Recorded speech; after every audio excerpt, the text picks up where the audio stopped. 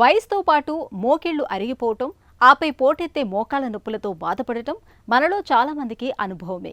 అయితే మోకిళ్లు మార్పిడి సర్జరీ అందుబాటులోకి వచ్చాక మోకాళ్ల నొప్పులను ఇప్పుడు చాలా తేలికగానే వదిలించుకోవచ్చు.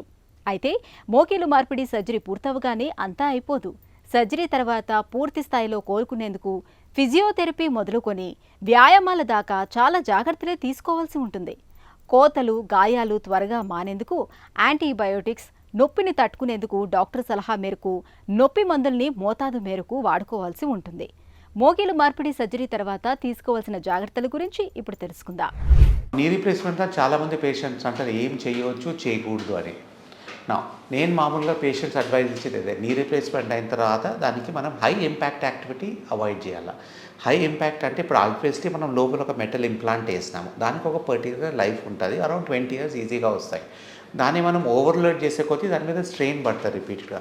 సో హై ఇంపాక్ట్ యాక్టివిటీ అంటే రన్నింగ్, జంపింగ్, స్కిప్పింగ్, స్పోర్ట్స్ ఆడవచ్చు, కానీ లైట్ స్పోర్ట్స్ ఆడవచ్చు, టెన్నిస్ డబుల్స్ ఆడవచ్చు, బ్యాడ్మింటన్ డబుల్స్ ఆడవచ్చు, గోల్ఫ్ ఆడవచ్చు. These activities are allowed. High impact activity football, contact sports అవన్నీ I would advise not to do after knee replacement.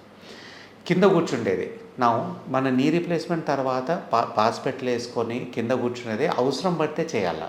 I don't recommend you to do it everyday, కానీ ఎప్పుడైనా అవసరం పడితే చేయవచ్చు. మనకు నీ ఫ్లెక్షన్ అంత వస్తుంటే మోస్ట్ ఇంప్లాంట్స్లో నీ ఫోల్డింగ్ ఫుల్గా రాదు, బట్ కొన్ని రోబోటిక్ మెథడ్స్లో, కొన్ని నాన్ రోబోటిక్ ఇంప్లాంట్స్లో ఆల్సో నీ ఫోల్డింగ్ బాగా వచ్చినప్పుడు బాస్పెట్లు వేసుకొని సిట్టింగ్ క్రాస్లకే చేసుకోవచ్చు అవసరం ఉంటే.